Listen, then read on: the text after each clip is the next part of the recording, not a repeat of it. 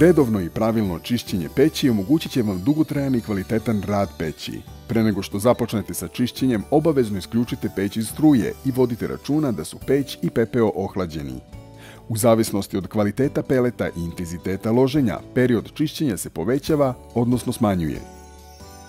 Komora za sagorevanje.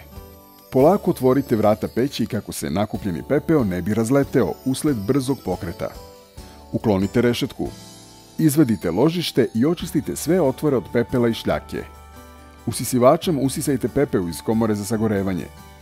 Ložište vratite nazad i pažljivo postavite na svoje mesto.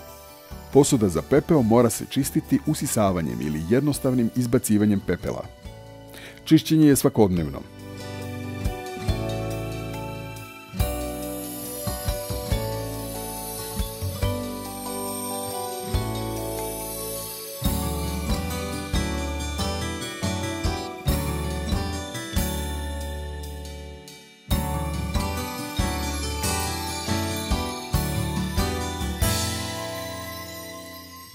Posuda za pepeo. Odvrnite 2 vijka koji drže posudu za prikupljanje prašine na izmenjivaču toplote. Usisivačem pokupite preostalu čađ i pepeo iz komore za prikupljanje prašine na izmenjivaču toplote. Čišćenje je na 10 do 15 dana.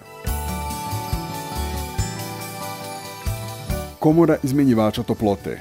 Držite gornji deo vatrootporne ploče, a donji vucite ka sebi. Uzmite vatrootpornu ploču obema rukama i nagnite je iz komore za sagorevanje, pazeći pritom da ploču ne udarite o druge delove peći. Temeljno očistite ceo zadnji deo izmenjivača toplote pomoću priložene četke, čak i unutrašnjost rupe na dnu. Čišćenje je nedeljno.